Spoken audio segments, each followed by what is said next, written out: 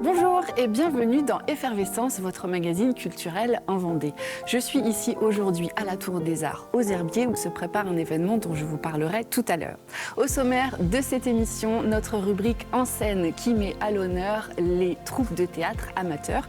Aujourd'hui, on parle du petit théâtre cugandais et notamment de la troupe des ados qui va jouer bientôt le spectacle The Zapping Show. Pas facile à dire. Et puis ma rencontre ensuite avec mon invité de la semaine, Philippe Mindron, figure emblématique de Vendée, bien connu, qui prépare un énorme projet, le projet Burning Man, cette année pour le mois d'août. Et puis en fin d'émission, votre agenda bien sûr, pour ne rien rater de belles sorties culturelles en Vendée. Effervescence, c'est parti!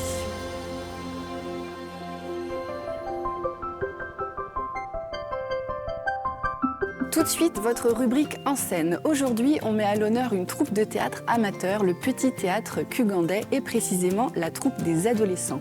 Ils vont jouer là ce week-end, le 6-7 février et dimanche 8, une pièce préparée et mise en scène par Coraline Arnaud, cette professionnelle qui a fait travailler ses 14 adolescents de 10 à 15 ans.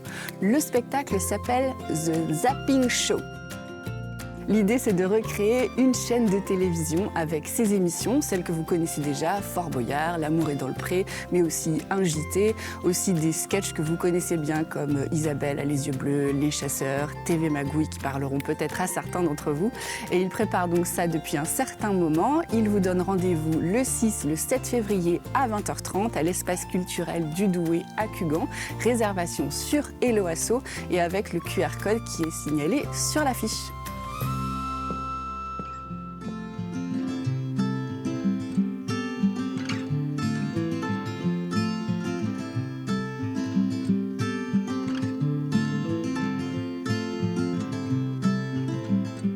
C'est le moment maintenant de retrouver mon invité de la semaine, Philippe Mindron. Vous le connaissez sûrement, figure emblématique de Vendée, dirigeant de la maison de production Mindron Productions justement. Il prépare cette année un énorme projet, le projet Burning Man, un événement international pour lequel il va faire créer une œuvre, une tour Eiffel cassée en deux avec un funambule qui se baladera d'un côté et de l'autre. Je l'ai rencontré, je vous propose de retrouver tout de suite cet entretien.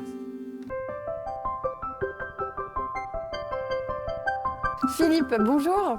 Bonjour. Écoute, merci de nous accueillir ici, là où tout se décide, ici, au site de Mindron Productions. On est à la Gaubretière pour venir à ta rencontre et puis pour parler d'un gros projet que tu prépares cette année. Donc, pour ceux qui ne te connaissent pas encore, hein, s'il y a des Vendéens qui ne te connaissent pas encore, on ne sait jamais. Je te confirme qu'il y en a. Donc, tu es fondateur et dirigeant de la société Mindron Productions, figure emblématique vendéenne. Alors, il y en a certains qui te qualifient de trublion vendéen, parfois de fou, mais en tout cas, organisateur d'événements grandioses pour les particuliers et pour les professionnels aussi. Mais toi, justement, j'aimerais savoir comment tu te définis, toi. Voilà, comment je me définis Non, mais quelqu'un qui aime croquer la vie, qui aime partager, faire des rencontres. Voilà, je pense que c'est ça qui me résume le mieux. Et divertir quand même. Divertir, forcément, tout ça c'est un peu lié, mais faire bouger les lignes d'une façon pas commune, on va dire. Ça, c'est sûr. Alors justement, parmi les choses que tu as déjà entreprises, il y a évidemment la création du festival de poupées, le festival de musique, Poupées déraille, plus récemment, la Meule Bleue, le festival du cheval à deux pattes, la Roucoule, le front d'opposition à la nouvelle année. J'ai bien aimé ça aussi. Alors justement, parmi les gros projets, le gros projet, je crois, hein, quand même, à moins qu'il y en ait un autre plus gros, tu me le diras, mais en tout cas, un projet énorme de cette année, c'est donc le projet Burning Man, qui va se passer donc à la fin du mois d'août aux États-Unis et auquel tu vas participer. Donc explique-nous pour ceux qui connaissent pas, puisque moi je l'ai découvert du coup en préparant l'émission, c'est quoi le Burning Man, ce festival ? Le Burning Man, donc c'est un festival qui se passe dans le Nevada. Donc aux États-Unis. C'est un festival qui rassemble un peu tout ce qu'il y a de plus, on va dire, emblématique ou bizarre dans ce monde en perpétuelle évolution. et donc de gens qui viennent de tous horizons, mais aussi d'œuvres complètement invraisemblables. Donc on dénombre pas moins de 500 œuvres qui viennent du monde entier. Et donc ça se passe en plein désert, au milieu de nulle part. Et c'est quand même le modique chiffre de 80 000 personnes qui viennent le temps d'une semaine dans le désert. C'est quoi, du coup, l'esprit Burning Man? Pour toi qui y es allé, explique-nous, c'est quoi l'ambiance? Alors, c'est des artistes, bien sûr, puisqu'on va en parler tout à l'heure, mais c'est aussi des gens qui ont la passion de créer, de découvrir, de partager. Forcément que sur un nombre comme ça, il y a toujours à la marge des gens qui sont peut-être à la fois un peu perchés, un peu illuminés, qui sont peut-être accompagnés pour l'être encore un peu plus. Mais moi, c'est pas ce que je vais chercher là-bas. Je vais chercher la créativité, le beau, l'inspiration de ce monde en ébullition. Et moi, je suis vraiment resté sans voix. Et je me suis dit, il y a 12 ans, que j'y retournerais dès que je pourrais. Et ça a mis 10 ans, parce que ça fait 2 ans que ça m'anime maintenant, que j'y retournerais, et moi aussi, en faisant ma propre œuvre d'art. Oui, voilà, c'est ça, parce qu'au départ, tu y allais pour découvrir en tant que spectateur. Tu as découvert toutes ces œuvres de créateurs qui viennent du monde entier, il faut le dire, d'une centaine de pays. Mais voilà, tu n'avais pas encore l'idée d'y participer en tant que créateur, finalement. Tu as tout résumé, donc ça me donne l'idée à ce moment-là de dire, mais si je revenais pas en spectateur, mais en créateur, en acteur, apporter ma pierre à l'édifice. Oui. Et donc, bon, alors pour ceux qui me connaissent ou connaissent un peu nos aventures de Manon Productions, sont courants qu'on a une tour Eiffel qui s'appelle Eiffela, qui est la réplique de la vraie à l'échelle 1/10, donc qui voyage beaucoup dans nos événements. Et une nuit, parce que moi c'est souvent la nuit, parce que j'ai un peu de mal à dormir. Tes idées, Bizarrement, c'est la nuit. Donc l'idée m'est venue de faire ce symbole qui est un peu brisé, donc c'est Eiffela Broken Dream, c'est un peu le rêve brisé d'Eiffela. La tour Eiffel décide, dans un monde qui est perturbé, de voyager, et se crache donc dans le fameux Nevada. Et c'est pour moi le symbole d'un changement aujourd'hui de plein de choses qui font que cette planète est malmenée. Alors, à travers l'environnement, la politique, tout ce qu'on voit aujourd'hui en matière de guerre, qui d'ailleurs, en passant, me perturbe, parce que je n'arrive pas à comprendre ça, d'ailleurs, ça me dépasse. Et donc, à travers cette œuvre, je veux espérer le début d'un nouveau monde, d'une nouvelle histoire, d'un meilleur lendemain, d'un meilleur demain. Et donc, ça va être le symbole de cette œuvre. Je ne demande pas à tous d'adhérer. Il y en a qui adorent, il y en a qui ne comprennent pas. Oui, ce que tu me disais tout à l'heure, il y a vraiment, les avis sont très partagés. Je ne vais pas dire que personne déteste, mais... C'est du 50-50 pour contre? Non, la majorité trouve ça osé. Non, mais plutôt adhère parce que ça fait bouger les lignes. Mais il y en a aussi qui disent, mais ça se fait pas, c'est l'emblème de la France. Ah, mais le fait qu'elle soit cassée, c'est ça qui passe pas. Oui, voilà, le fait qu'elle soit cassée. Mais ça, quand je l'explique, ça va mieux déjà. Mais je peux comprendre. Mais alors, ce funambule, lui, va apporter un peu de légèreté, un peu parce qu'il y a le côté brut, le côté c'est tour Eiffel cassé. Et là, c'est un moment de poésie, de partage, d'échange. Ça raconte une histoire aussi que on est toujours dans un monde de demain qui peut-être réconciliera les gens ou les pays. Oui, avec ce fil là. Parce que ce fil et ce moment d'élégance. En tout cas, c'est ma vision de cette œuvre. Et puis, c'est comme ça qu'on va aller la défendre là-bas, toute l'équipe de Manon Productions. Et c'est un gros défi. On va partir pendant 3 semaines. Ouais. On part 8 jours pour la construire, 8 jours de festival et 8 jours pour la démonter. Mais justement, je disais, c'est aussi un gros défi technique. Tu disais donc déjà tout la construction, etc. Donc, alors, comment ça se passe là? Alors, ça se passe. Je vais essayer de faire simple, hein, parce que nous, ça fait déjà 1 an et demi qu'on est dessus, et le chantier va durer vraiment 2 ans.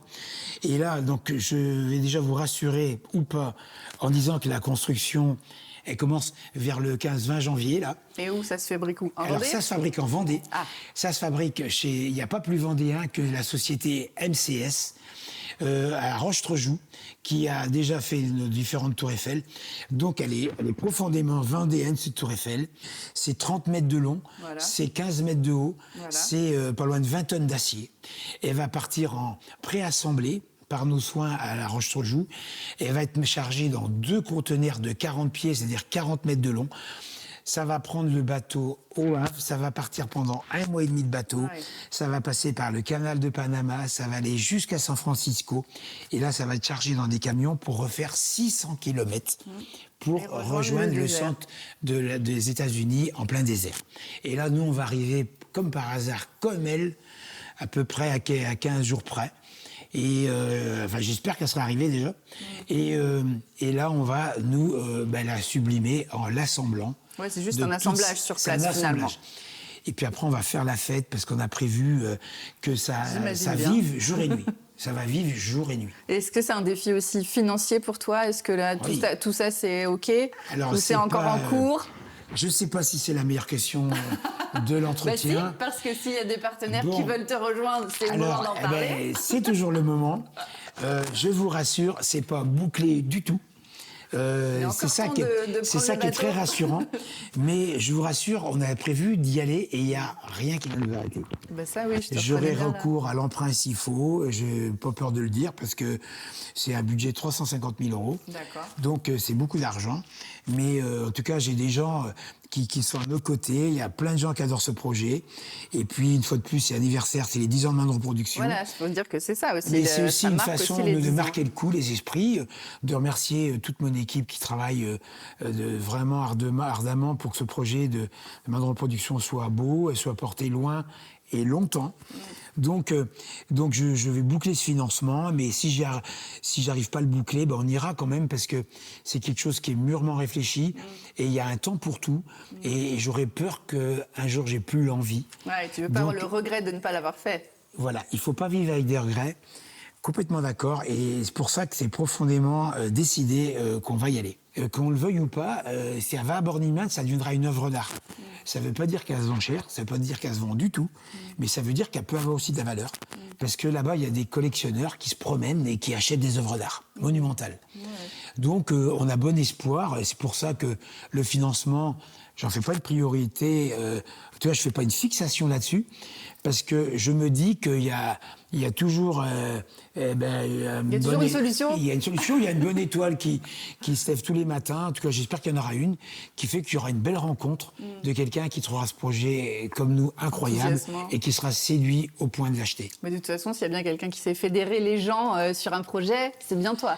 En tout cas, on saura en parler comme j'essaye d'en parler aujourd'hui avec tous les bons mots qui va avec, parce qu'une fois de plus, c'est un projet qui me fascine, qui est incroyable, qui tout de suite, ça y est, c'est parti, qui m'empêche de dormir, et ça va durer plusieurs mois, parce qu'on veut profondément réussir. Je comprends.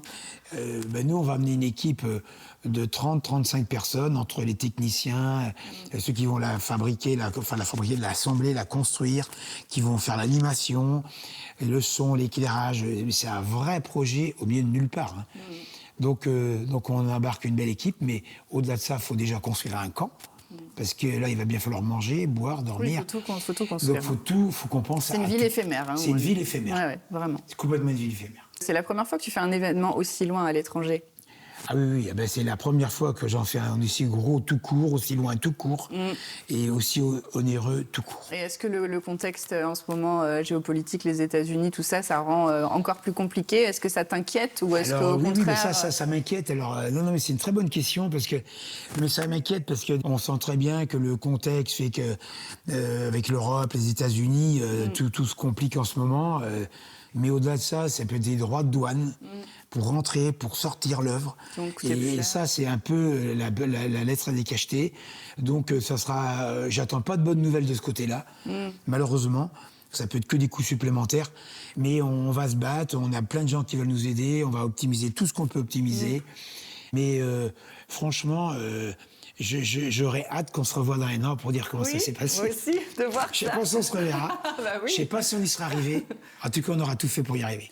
Et alors, toi qui as toujours des projets dans la tête, évidemment, là, c'est le projet 2026, mais est-ce qu'on peut avoir des petites idées de tes projets futurs de l'année prochaine? Oh là là là là. Je sais pas s'il faut en parler.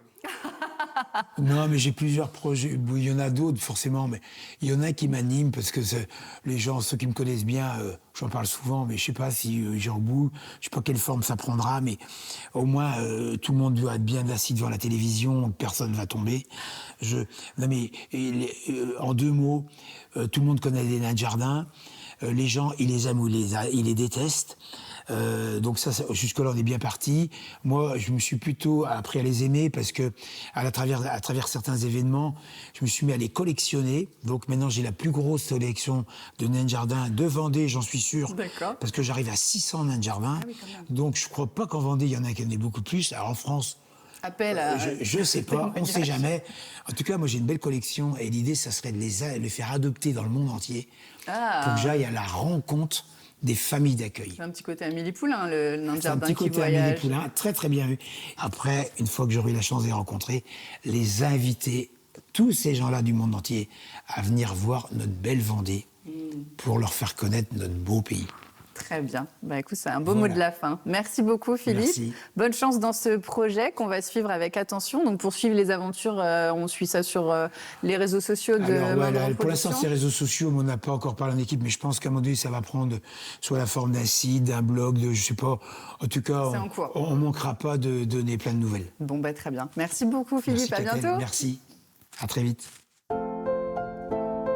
J'espère que vous aimez la musique parce que cette semaine, l'agenda vous propose de belles sorties musicales. De la musique folk, rock, un spectacle, la télé déculottée où les spectateurs pourront monter sur scène et gagner des cadeaux. Et puis le festival du roman noir, c'est tout de suite dans votre agenda.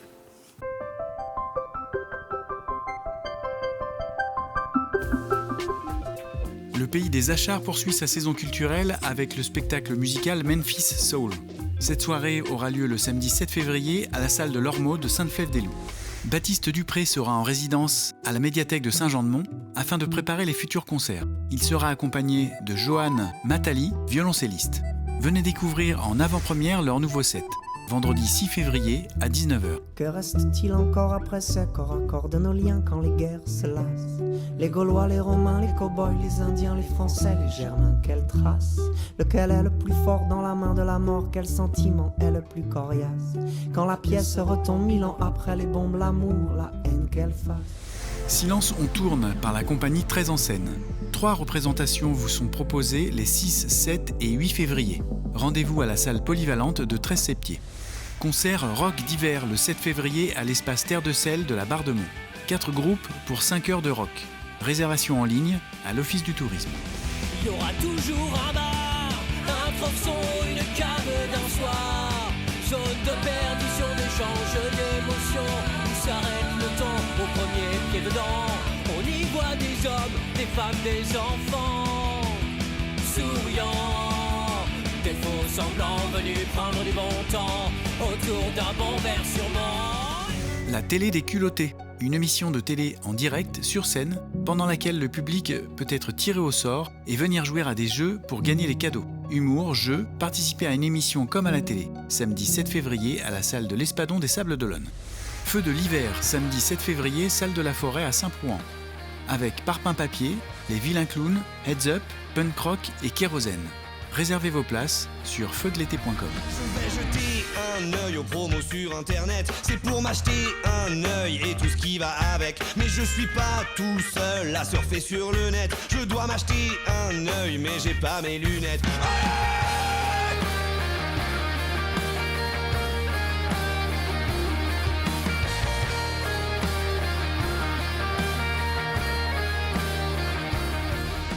Pour cette nouvelle édition, plongez dans l'univers du polar et de l'humour.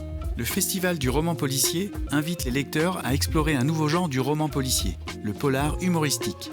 Comme son nom l'indique, humour et intrigues policières se mêlent aux enquêtes les plus sombres.